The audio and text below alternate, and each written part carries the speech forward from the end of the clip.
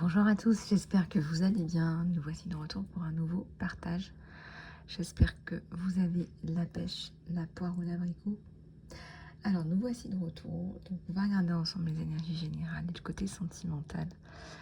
Je me permets de vous rappeler que vous pouvez réserver une guidance privée pour aller un peu plus en profondeur et même, je dirais, de façon plus personnalisée en fonction de vous, en fonction de votre situation à vous, que ce soit au niveau professionnel ou sentimental ou autre.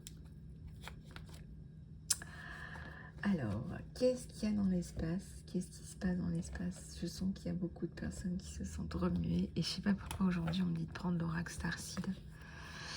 Et l'oracle Starseed, ça concerne les acteurs du changement. Donc, oupla boum, j'en fais partie, c'est hyper dur. Donc, on va aller regarder un petit peu tout ça. On va regarder un petit peu tout ça. J'espère que ça va chez vous. Et si ça va pas, mettez-moi dans les commentaires. Allez, mettez-moi ça dans les commentaires. Bon, allez, on va regarder tout ça. Oula, ça nous parle de courage, là. Bah ouais, je vous avais dit, en ce moment, il faut du courage. Alors, vous avez une nature unique, on vous dit, laissez-vous être vu. Vous êtes aussi sous les énergies d'Horus. Vous avez la protection, la loyauté, la sécurité et la confiance. Donc, vous avez tout ça entre vos mains. Vous avez tout ça entre vos mains et c'est bien perceptible que vous avez une certaine position. Alors, peut-être que vous n'en êtes pas convaincu, mais moi, je le vois. Il y a la position. Je dirais la position dans le ciel, en fait. Vous voyez ? Donc voilà. Mais bon. Alors, l'école de la Terre. Bon, vous êtes descendu pour pouvoir apprendre des leçons. C'est très dur pour nous d'être mélangé avec du reptilisme. C'est très compliqué. On est en permanence dans la recherche d'apprentissage et de transmission. Donc ça, c'est un des critères pour les acteurs du changement. Et aussi, on lutte contre de grandes causes. Donc, la guerre, la famine, la pauvreté, je sais pas moi. Moi, une de mes grandes causes, vous le savez, c'est les femmes et les enfants. Parce que j'ai aussi une situation qui fait que... Mais la guerre aussi. Enfin, la guerre, je trouve ça complètement fou, en fait. Voilà. Tout ça fait que vous mettez dans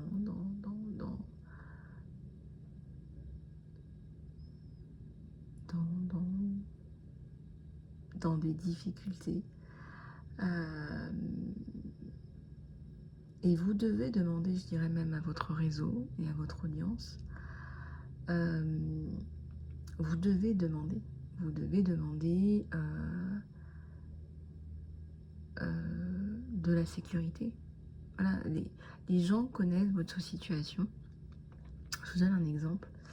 On me dit que vous devez demander, dire sérieusement, vous faites partie de mon réseau. Voilà. Si on se rencontre, si on se parle, je vous demande d'assurer aussi notre sécurité. Voilà. C'est légitime. Si vous connaissez la situation de quelqu'un qui est une situation d'insécurité, est-ce que vous allez mettre cette personne en difficulté? Non, vous allez assurer la sécurité à votre niveau, à votre échelle. Vous allez le faire, puisque c'est la situation de la personne. C'est comme si moi, je connaissais votre situation d'insécurité, et puis je vous mettais en insécurité. Vous trouvez pas ça fou quand même? Demandez-la, ça va remettre les idées en place aussi aux gens. Je vous demande de préserver notre sécurité. Si vous savez que nous sommes en insécurité, je vous demande, avec toute votre conscience et votre bienveillance, d'assurer notre sécurité. Et ça peut être notre sécurité dans la vie de tous les jours, ou ça peut être notre sécurité au travail, ou ça peut être notre sécurité, je sais pas moi, ça peut être n'importe où. Et à votre échelle, Ça veut dire, je sais pas, nous préserver. C'est à vous de ressentir ce que vous devez faire. C'est à vous de ressentir ce que vous devez faire. Ça peut être ne pas transmettre mon numéro à telle ou telle personne parce que vous ne savez pas, parce que vous n'êtes pas sûr. Ça peut être plein de choses, mais en fait, c'est des riens qui font que vous pouvez changer la vie de quelqu'un, changer la vie d'une femme et d'un enfant, en fait. C'est pas grand-chose, mais c'est à votre échelle. Qu'est-ce que vous pouvez faire pour rassurer la sécurité de quelqu'un? Donc c'est rien, c'est pas grand-chose, en fait. Mais ça peut être au travail aussi. Ça peut être, cette personne, elle a trop souffert. C'est bon, ça suffit. Voilà, ça suffit. C'est fou. On a atteint un niveau d'insanité. Voilà, c'est insane. Insane. Est-ce que je vois dans le monde? Est-ce qu'il faut que j'appelle un cessez-le-feu? Ou est-ce que c'est bon? Ou est-ce que c'est bon? On va essayer d'apprendre de nos erreurs. Ou est-ce que c'est très cliché ce que je dis? La paix dans le monde? Non, c'est pas du tout cliché.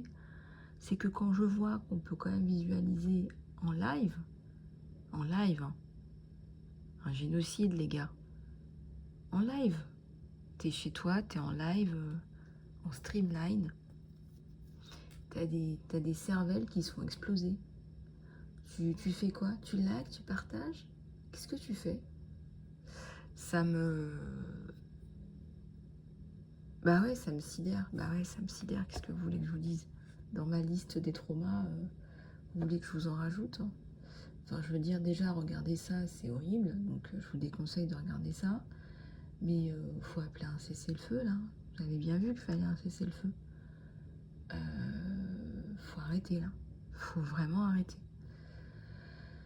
Ça, avec l'événement traumatisant de la journée de la femme, ou la journée du chien, ou la journée du cactus, appelez ça comme vous voulez. Tout ça fait que on souffre, en fait. Mais vous savez, ce qui me semble un peu incongru, si on parlait de la souffrance des hommes, parce que vous croyez que les hommes ne souffrent pas, c'est vrai, les hommes sont avantagés au niveau du salaire, au niveau de tout ce que vous voulez, blablabla, blablabli. Je trouve que les hommes aussi sont en souffrance, hein, si on doit faire un petit peu le bilan. Regardez, aujourd'hui, on va parler un peu des hommes.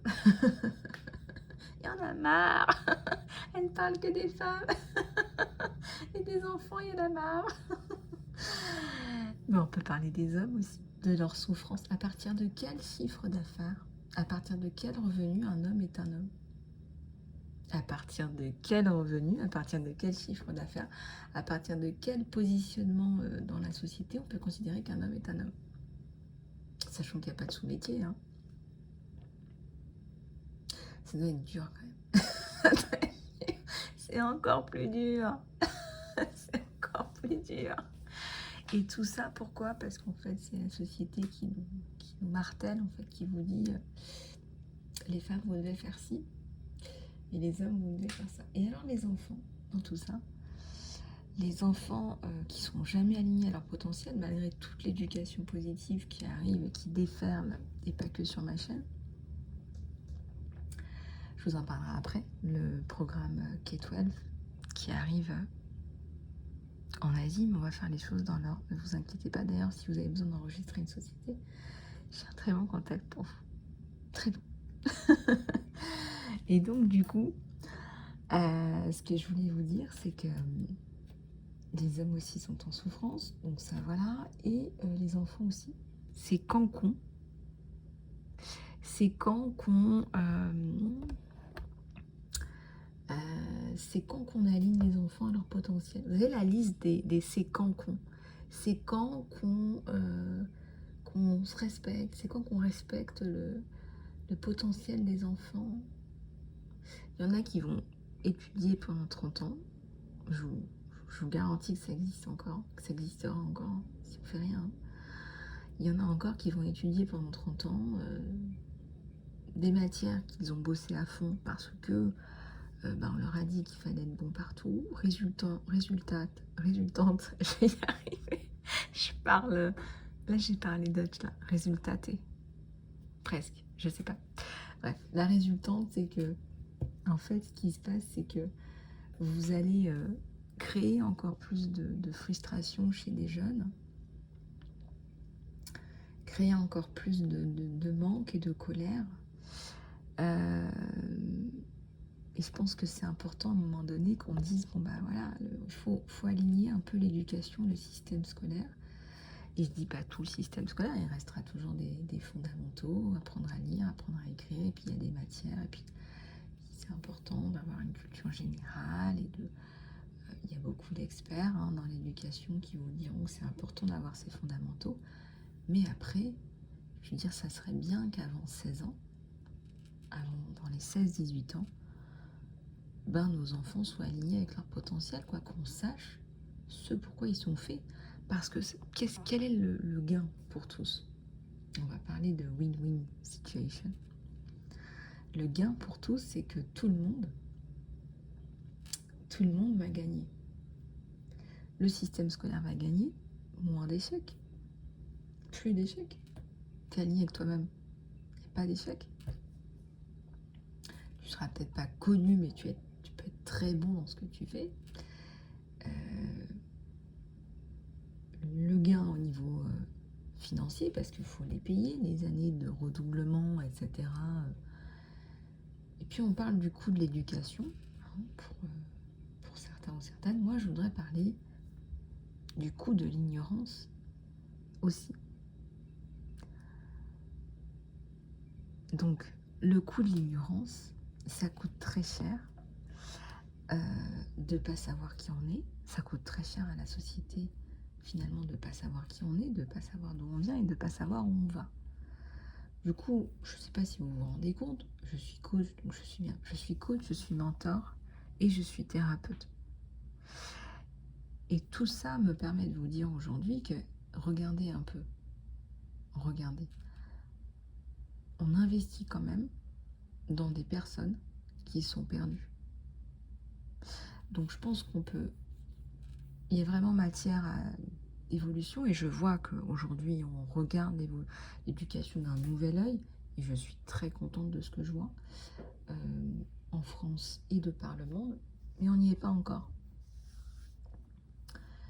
Et l'idée c'est de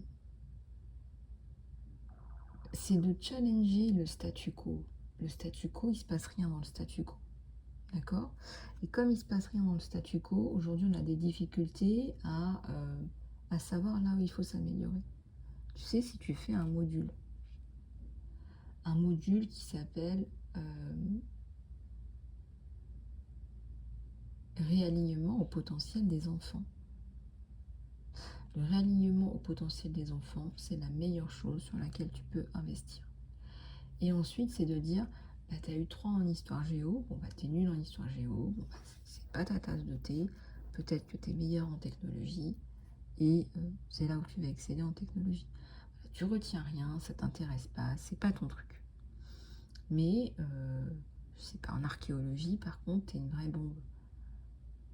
T'es une vraie flèche. Je pense qu'il faut à un moment donné laisser les gens, parce que les troncs communs, ce formatage crée beaucoup de douleur, beaucoup de peine. Moi, j'ai passé des week-ends entiers à faire des devoirs. Moi, je suis une grosse traumatisée des devoirs. Bon, j'étais bonne élève, puisqu'apparemment, j'ai réussi à avoir quelques diplômes. Il y a des gens qui se débrouillent très bien sans diplôme dans la vie.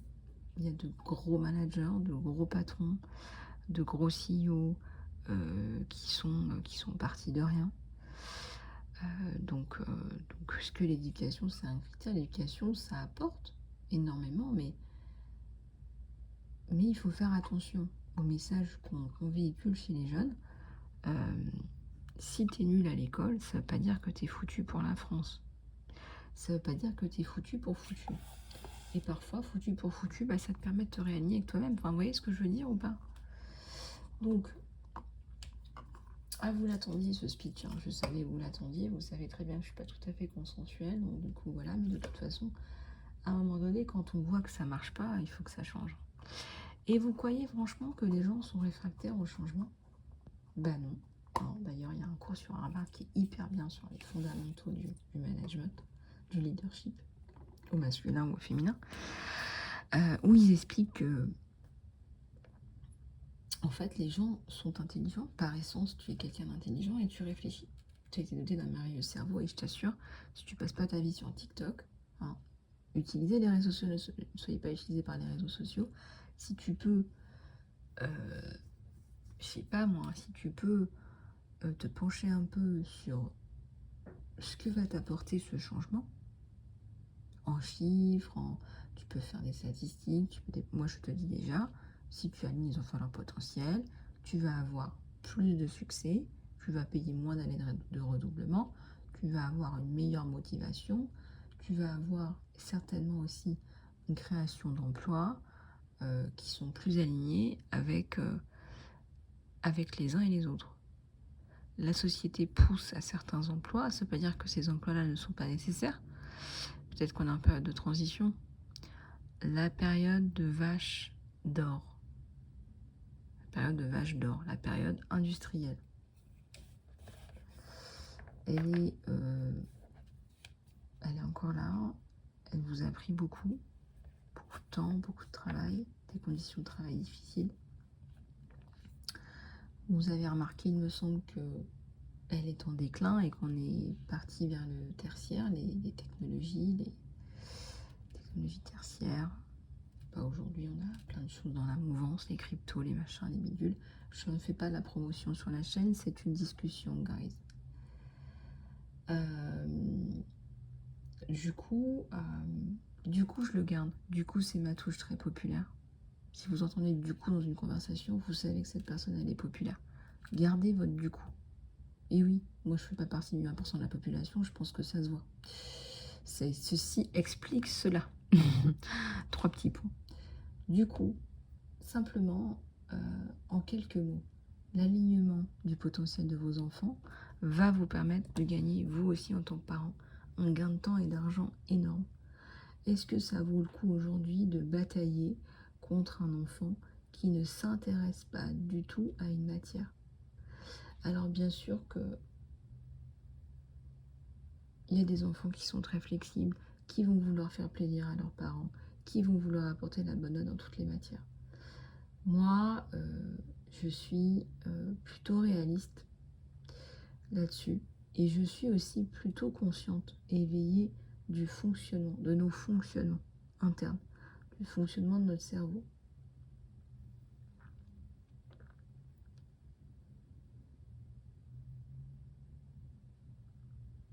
Donc, le fonctionnement de votre cerveau, c'est une myriade d'informations, certainement, mais vous allez avoir des tendances, voilà. Moi, je n'ai pas suivi. J'ai toujours voulu coacher et j'ai toujours voulu aider les gens, mais j'ai pas du tout fait ça suffisamment tôt. Est-ce que j'aurais été le meilleur coach? Je crois pas. Tout ça, ça a été aussi une succession d'apprentissage. Donc voilà. Oula, ma guide en général, ça fait déjà 18 minutes que je papote. Donc, on était en train de parler des starseeds et c'est exact. De toute façon, ce sont des messages que vous devez entendre. Énergie, Andromède. Il faut dire oui au changement. Bah, c'était ce que j'étais en train de vous dire.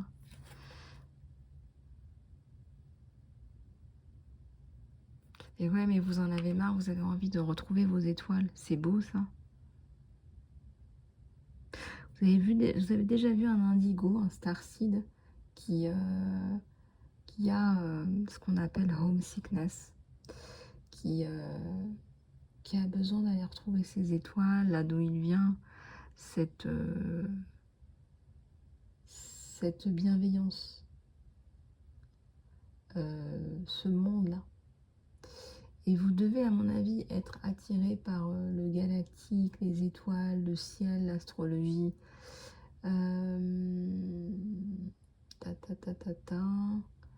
mon avis, vous devez être attiré par ça. Alors, levez le voile en questionnant tout, en alignant. Tout ce qui n'est pas aligné doit partir. Donc ça, c'est typiquement des personnes qui ont plus de conscience. Plus de conscience, plus de confiance, plus plus d'opportunités, plus de... Oui, parce que ça se réaligne, donc forcément les choses qui vous sont destinées se manifestent plus aussi. Amour profond, lait de la mer, la naissance comme un portail. Je ressens que vous construisez quelque chose de... Vous construisez quelque chose d'important. Vous construisez quelque chose d'important. Et en fait, la naissance est un portail. Donc la naissance est un portail, c'est-à-dire qu'en fait, vous allez vous rendre compte que c'est une vraie reconnaissance de votre être et une vraie renaissance. C'est comme si vous vouliez être plus aligné avec vous-même. Donc c'est effectivement, c'est plutôt pas mal. Donc, vous recevez beaucoup de missions en ce moment, des missions qui sont pas faciles.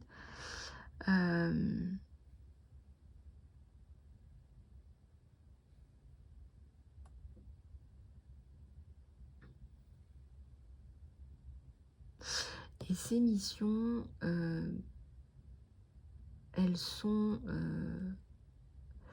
j'allais dire, nous sommes des animaux d'habitude. Nous sommes des animaux d'habitude. Ça veut dire quoi? Ça veut dire que, je sais pas, si vous décidez que vous allez vous mettre à lire tous les jours, chose que j'ai décidé de faire, je me suis remise à lire, mais vraiment je m'impose pas, parce que d'habitude je m'impose rien. Enfin j'aime bien lire, je m'impose rien, mais là je me suis dit tu vas t'imposer de lire tous les jours. Ça me détend, ça me nettoie le cerveau, j'apprends plein de choses, j'adore. Pourquoi est-ce que je ne le ferai pas tous les jours, sachant tout ce que ça m'apporte? Donc du coup, je me suis imposé de le faire tous les jours, sachant que d'avoir un livre entre les mains, c'est quand même pas la même chose que d'avoir un téléphone entre les mains. C'est... Voilà. Vous n'êtes pas seul. Vous n'êtes vraiment pas seul. Vous avez l'impression d'être seul. Vous avez l'impression. Mais vous ne l'êtes pas et on vous le dit.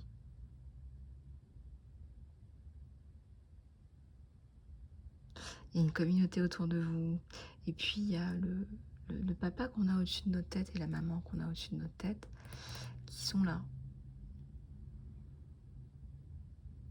Donc appelez-les.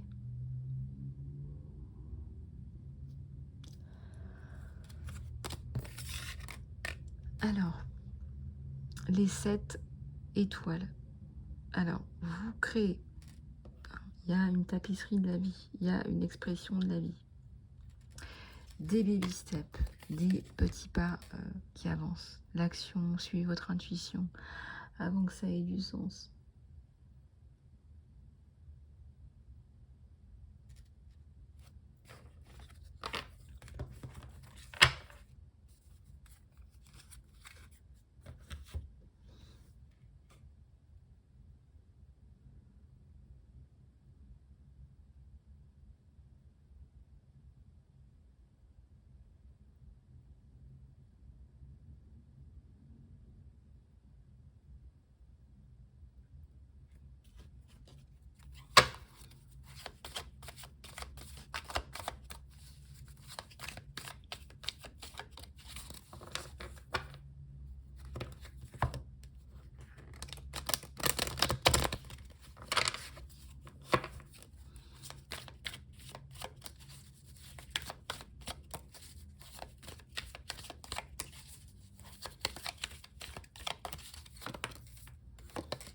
Il y a quelqu'un qui vous aime énormément.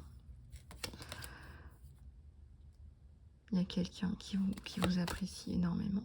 Ouais. Ils sont seuls sans vous. Il a envie de vous revoir. Il a envie de...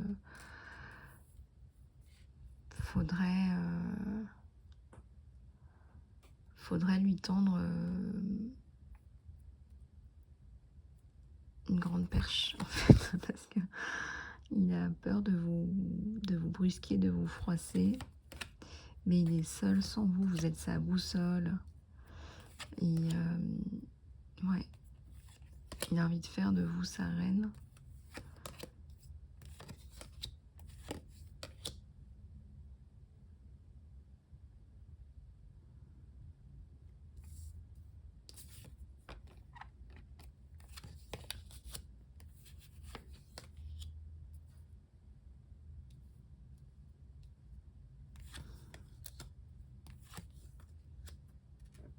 Et vous vous sentez seul aussi, hein, c'est voilà. Chacun est dans son coin alors que vous rêvez que d'une chose, c'est ça.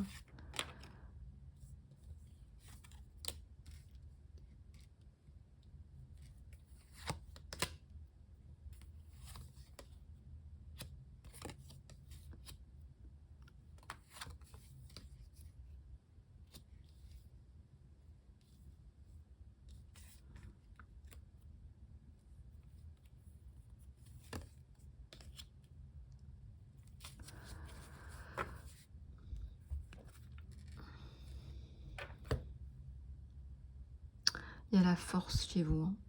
Il y a la force. Je ressens la force, ouais.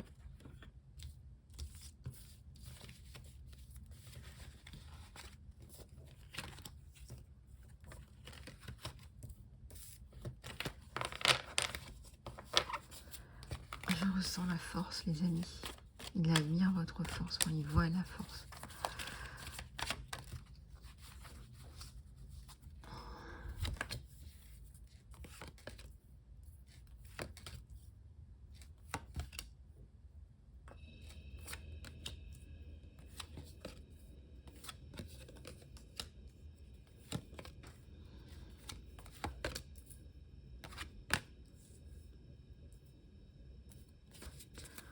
Alors, il y a le 9 de coupe, hein. Il veut vraiment...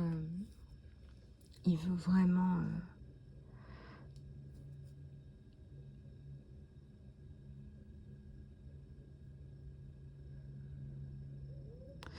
il veut vraiment vous aider, il vous aide, il vous éclaire. Il y a un bisou, là. Vous attendez un bisou.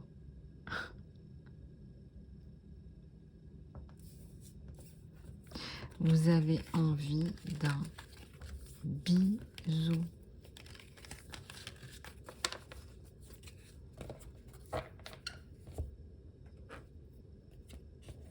Mais lui aussi, hein.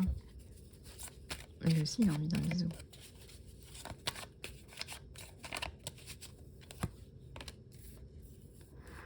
Lui aussi, il a envie d'un bisou. Aïe.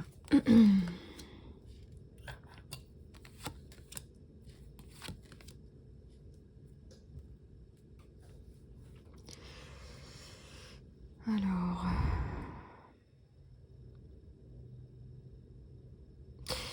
il essaye de se persuader que sans vous, ça va. Il y a un petit peu d'ego. Mais sans vous, ça va pas.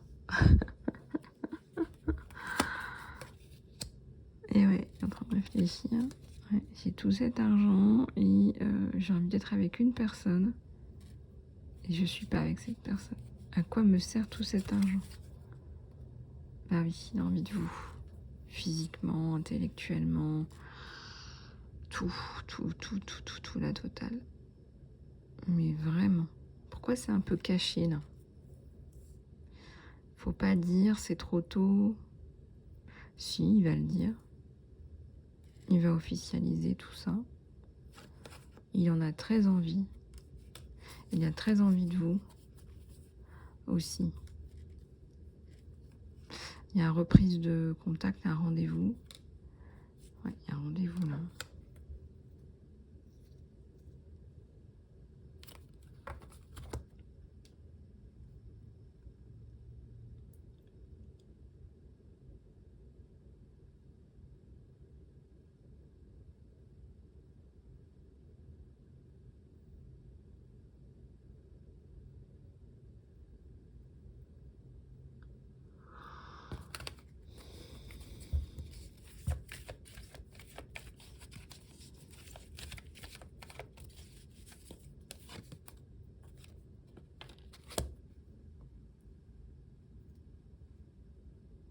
Donc là, il y a effectivement fin d'un cycle qui n'était pas tip top, mais pour lui aussi, hein.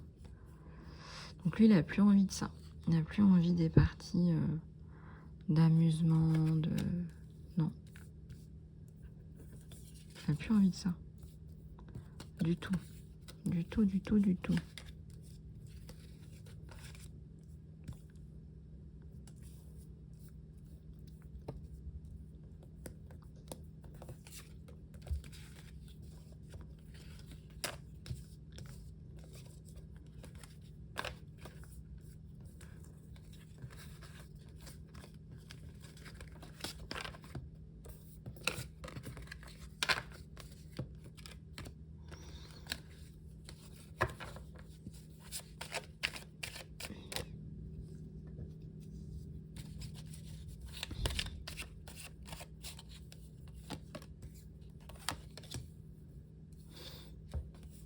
Il vous voit vraiment comme sa beauté, c'est sa beauté, c'est ça, s'amuse. Et là, il vous ramène sa coupe. Et là, il vous ramène sa coupe. Il a coupé avec les interdictions autour de vous, il a coupé avec tout ça.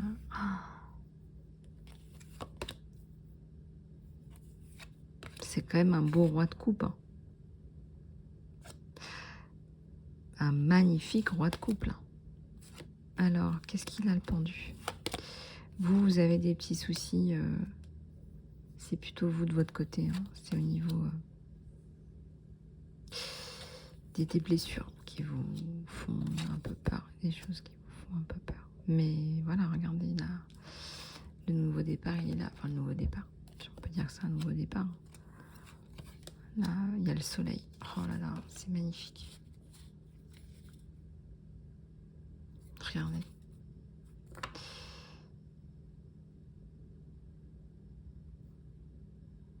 C'est magnifique.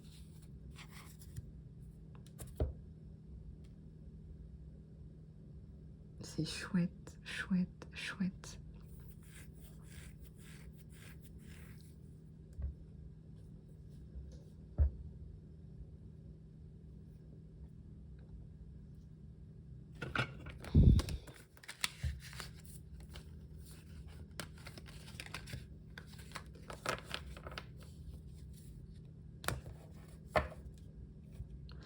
Voilà les amis, j'espère que cette guidance vous aura plu et vous pouvez me contacter pour aller plus loin en guidance privée. Bon voilà, je vous embrasse, à très bientôt.